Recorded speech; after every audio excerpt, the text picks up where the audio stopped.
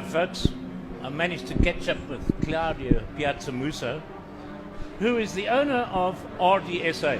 Now, this is Claudio. Hi, everybody. He's going to give us some idea. Now, Claudio, just for all of you out that know, this is not the same Claudio Piazza Musso that builds fancy Ford Escorts.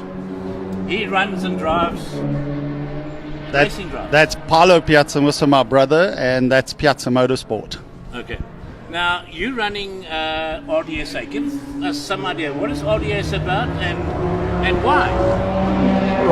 RDSA stands for Race Driver SA, and the idea was pretty much driver training. Okay. All the sports in the world, tennis, golf, you name it, everybody has a coach.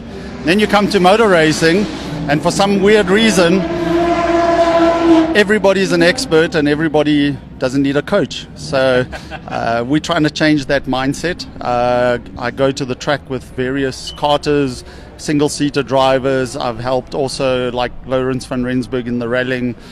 So generally it's just watching from the outside, seeing what technique they use inside the car to drive, to change gears, etc. And then also on the track itself, just watching the lines they're taking, braking, etc. It becomes a philosophy. The way you approach a race meeting, all those kind of things. So a coach, that's the bottom line. But now, besides that, and you've got a couple of guys doing a lot of things overseas. You're very much involved with Julian van der Vat.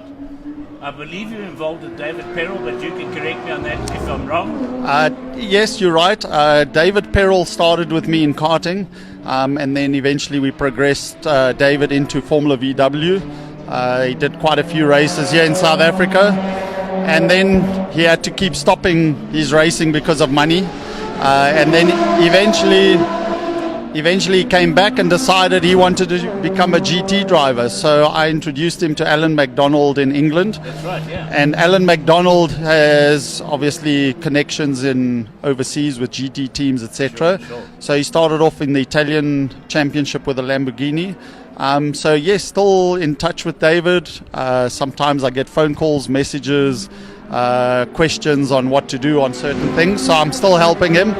And then Julian van der Vat on the American side, both with David and also Julian. It's not only the coaching side, it's also the mentoring side. That's right. So sometimes I'm there just as a sounding board, just to help them. They need to ask something, they're not sure about something. And then often, like Julian will send videos and I'll analyze the videos and then give him feedback. So he's there with the race engineer, they're watching footage and they go down a certain way. And then I might look at it and tell him I see something else. And then he'll go back to the team and then work on something different, and then it helps. So that's pretty much. On that basis, when you say he's got his own race engineer out there and that sort of stuff, in the time, now I know you've been overseas with him and you spent time with him before he actually started the season in the USA. Do you work very closely with the engineer as well as the driver, or only with the driver? It does vary from team to team. Some teams are more open to have extra feedback. Other teams are very cagey about stuff like that, where the engineer sort of does the chassis and he looks at the data and is not interested about anybody else. He obviously does speak to Julian, so Julian has to give him feedback. So if I sit with Julian and Julian explains the issues that he has, I can give Julian advice, and then when he goes to the engineer, he might change the way he speaks to the engineer. Now, besides all of that, your business is not just those guys we've been talking about. Your business is open to any aspiring and current, because you were telling me a story earlier on this afternoon, but somebody's been driving a car for, as we say in the classics, yonks. Yes. In other words, been there, done that, he knows everything.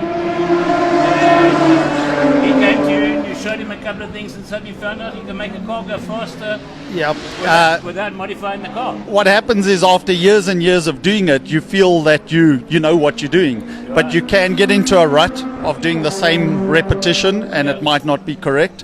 It's also, some people might have started 10, 15 years ago, and the culture and the mindset 10, 15 years ago was very different. So over those 10, 15 years, that is the style that you use for driving, where today we have changed that and it evolves all the time. So then, yes, somebody came not so long ago. We did some laps at Killarney, and yes, surprisingly, he couldn't believe the different lines that he was suggested to take. He hasn't driven it yet. We were only in a road car, so we're going to see now when he does go in the race car if it makes a difference.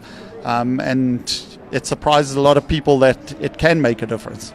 Now, just for a lot of those that watch us and all that sort of stuff, you're open to this in any form of basically four-wheel driving, if I'm not mistaken, i.e. you can take a youngster in a small cart, yes, right up to guys that are driving LMP, Le Mans type cars. Correct. Okay. So any four-wheel, so it's karting, single-seaters, rallying, WRX, for example. Ashley Haig-Smith last year, I helped him with the WRX. We're helping him again this year. So yes, across the board, like I said, helped Lawrence in the rallying as well. Saloon cars, everything, the full range. Just talking about that, we've got a couple of guys going to play Morocco on Thursday and going to go and do something, and then after that they go to Dakar. Okay. Have you ever done any off-road driving? I actually have done one off-road event many years ago. Thank you to the late Arthur Abrams in that big Jeep of his. Unfortunately, we only lasted 100 Ks and then the Jeep expired. So I did that, and then I did some rallying for 3 years with Sassel and Toyota. That's right, yeah. And before that, I did 1 year of regionals with the old Uno that my brother used to rally.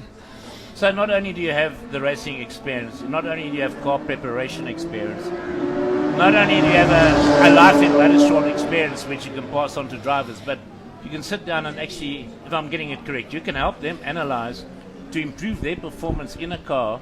That's correct. And without really touching the car, find ways or find that extra second here or there. Yes. Technically, a lot of the youngsters aren't technically knowledgeable. So with my experience, I can see or speak to them and they tell me what the car is doing. So from that, I can advise them, maybe try this, maybe try that.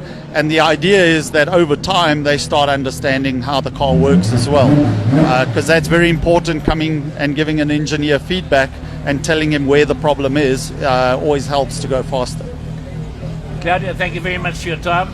Absolute pleasure. And to all you crazies out there, when you see this video, don't forget to post comments, and I'll educate Claudio how to type and answer your comments. He knows how to work a computer for engineering, but I don't think he can type comments, but we'll see. So thanks, and we'll catch you trackside. Thanks to you. Cheers. Cheers.